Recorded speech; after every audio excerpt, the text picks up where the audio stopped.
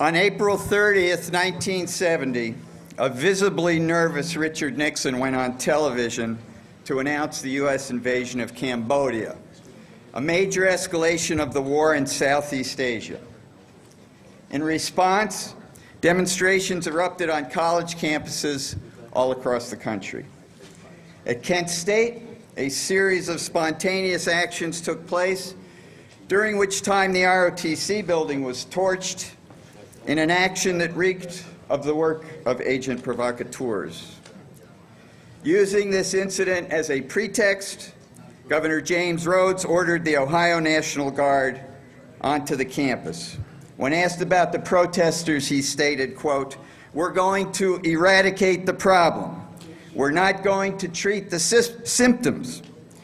We will use whatever force is necessary to drive them out of Kent," end quote. Rhodes was echoing Nixon, who had called student bums. These inflammatory remarks provided a political framework for the subsequent events. It was all worked out ahead of time. On May 4th, in protest of the escalation of the war and the military occupation of our campus, we peacefully gathered on the Commons. The Guard ordered us to disperse, and when we refused to surrender our right to assemble, they began a massive barrage of tear gas, and the demonstration was broken up. We ran over Blanket Hill, pursued by a line of soldiers with fixed bayonets. The Guardsmen marched to a practice field where they knelt and aimed their weapons at scattered students. Then the soldiers stood and began to retrace their route back to the Commons. But at the top of the hill, they turned simultaneously and fired. All this is well documented in photos of the events. 67 shots in 13 seconds left the campus strewn with dead and wounded. The victims were unarmed and far from the troops. Allison Krauss was 330 feet away from the nearest guardsman when she was fatally gunned down. My friend, Sandy Scheuer, was 390 feet away, walking to class when she was shot in the neck and killed. Robbie Stamps was almost 500 feet away when he was wounded. 4 students lay dead: Allison Krauss, Bill Schroeder, Sandy Scheuer, and Jeffrey Miller. 9 others were wounded. Dean Kaler was paralyzed from the waist down. The bloodshed was not over. 10 days later, on May 14th, cops fired a deadly barrage of over 450 bullets into a women's dormitory at Jackson State University in Mississippi. That left another 2 students dead. There's no accurate count on the number of wounded, at least 12, but many black students avoided going to the hospital fearing arrest. Because Jackson had a long and bloody history of racist violence, including vitriolic racist mob mobilizations in 1962, protesting the enrollment of James Meredith at the University of Mississippi, and the gunning down of Medgar Evers in 1963. In fact, just 3 days prior to the shootings at Jackson, in Augusta, Georgia, the burned and mutilated body of an incarcerated 16-year-old retarded black youth, Charles Oatman, was dumped by his jailers at a local hospital, sparking a rebellion that left 6 black men dead, all shot in the back. Despite that background, on May 14th, Jackson students stood strong to protest the war and racism. The murdered Jackson students were Philip Gibbs and James Earl Green. Gibbs was the son of a sharecropper, a member of the Civil Rights Council and active in his church. He'd recently married his high school sweetheart and had an 11-month-old son. James Earl Green was a 17-year-old senior in high school passing through campus on his way home from work. One of 8 children, son of a laborer, a good student. He worked bagging groceries and gave his wages to his mother at the end of each week. These young lives were snuffed out as an example to others to stop the protests, but Nixon had greatly misjudged the mood of the country. Instead of curbing the protests, He provoked a national strike by millions of students. For every one of our martyrs, tens of thousands took their place. Over 450 campuses were occupied, becoming the site of mass meetings of thousands of students, learning, discussing, and organizing to reach out beyond the campus and build the anti-war movement. The strike provided significant impetus for developing forces that were critical in bringing the war to an end.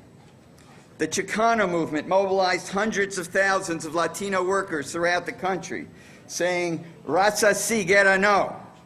It was during the August 29, 1970 Chicano moratorium that Ruben Salazar, a well-known journalist, was killed while dining after the demonstration.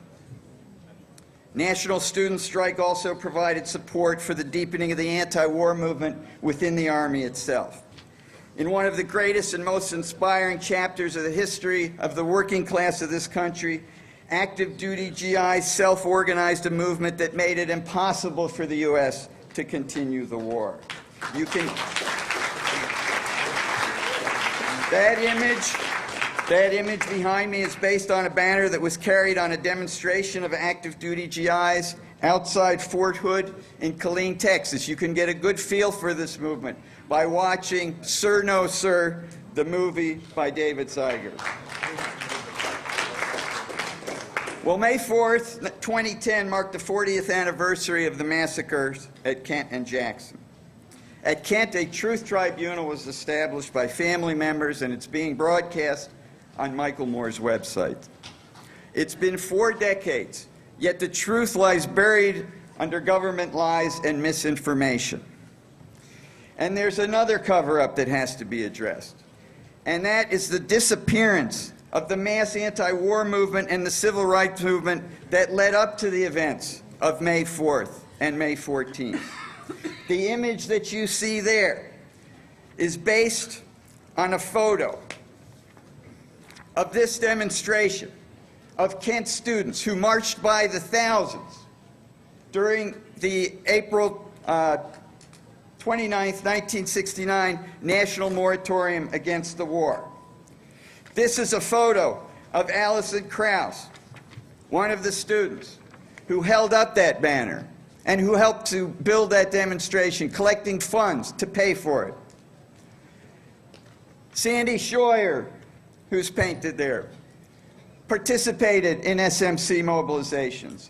Yet none of these students are ever identified as being anti-war activists. You will not find this picture on the web or even on the commemoration sites. You will find no mention of the Student Mobilization Committee or the Kent Committee Against the War or the other anti-war organizations.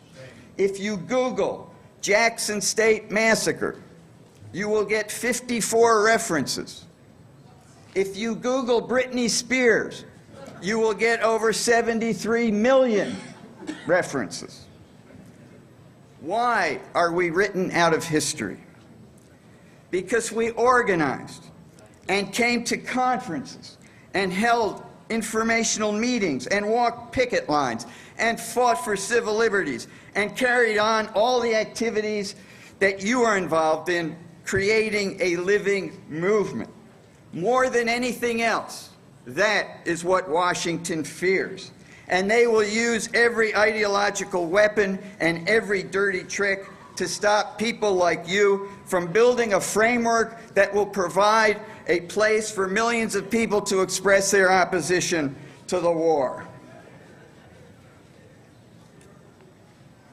They want us to think we're weak and helpless, that we can't change the world. And when they cannot trick you or buy you, they will jail you or kill you. And we are taking this time to honor some of those who've paid the ultimate price for human liberation. Many came before them. There have been others since. Carlo Giuliani, Ben Linder, brave women like Karen Silkwood and Rachel Corrie. A spirit of rebellion and outrage and injustice motivated all of them, and that spirit lives. And that's what we called this commemorative banner. Jerry Butler, fellow artist who was a student at Jackson State, could not be here. He and I, with the help of student volunteers, painted this banner in stolen hours between May 4th and May 14th. We have chosen to dedicate this mural to the latest of those who stand in the tradition of the martyrs of Kent and Jackson, to activists that left the comfort of their own homes to face an uncertain future because they believe that there should be no borders or walls between human beings. We dedicate this mural to the 9 brave activists of the Freedom Flotilla who stood up to the Israeli U.S. war machine and said to the world, we will never turn our backs to the Palestinian people. Their spirit lives. The spirit of these martyrs lives on. The next boats are being readied. The assault on the Freedom Flotilla was a message to you and people like you. And last week, Barack Obama reiterated that message when Lynn Stewart was sentenced to life in prison. The message is, if you dare to defend your Arab or Iranian or Korean or Cuban sisters and brothers, then you face victimization. Well, we have a message for you, Obama, a message for you and Schwarzenegger and Arpaio and Glenn Beck and all the sleazy right-wing pundits and know-nothing racist teabaggers and cowardly legislators and bankers and corporate executives and all the rest of the parasites that profit from the misery of the world's people. The American people's identification with the oppressed of this world grows deeper every day.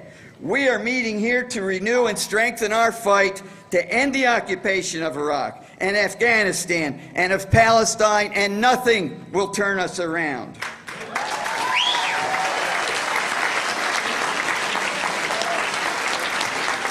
You can put some of us in jail with Lynn Stewart and Mumia Abu-Jamal and the Cuban Five and Leonard Peltier, but we'll be in damn good company. Their fighting spirit lives on, and they nourish us. And we didn't come here because we plan to grovel at the feet of lying politicians. We didn't come here to support some supposed good war. There are no good wars. We're here because the time has come to sweep away those politicians and claim the resources that the insatiable military holds hostage, wealth that the working people of this country produced. The largest anti-war demonstration in history was not in the 1970s, but in the February leading up to the U.S. invasion of Iraq. The deep-seated opposition to the war has not gone away. It lies beneath the surface, ready to boil over. And when it does, it will be the anti-war movement and the immigrant rights movement and the people who have been foreclosed on and the people of the Gulf and everyone else who has been betrayed by false promises, which is basically everybody else. The mural we are dedicating is just a symbol. It's a little bit of where we came from. It's 40 feet long to represent the 40 years since the massacre. The real memorial to the martyrs of Kent and Jackson is sitting right in front of me. The living movement that carries on the tradition of the fight for peace and justice. We need a living banner that is not 40 feet long, but that stretches to every corner of the globe. A great living mural, a human chain linked in solidarity that puts an end to the era of human history where workers slaughter each other for the profits of a handful of wealthy.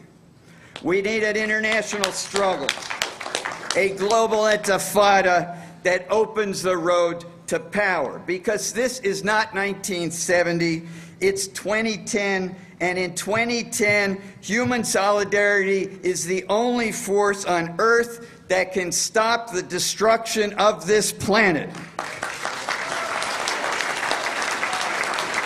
That is what is at stake in our fight. Our spirit, the spirit of solidarity that animated the martyrs of Kent and Jackson, is stronger than corporate greed. That is the lesson of history. We will fight for peace. We will fight for power, and we will win. Thank you.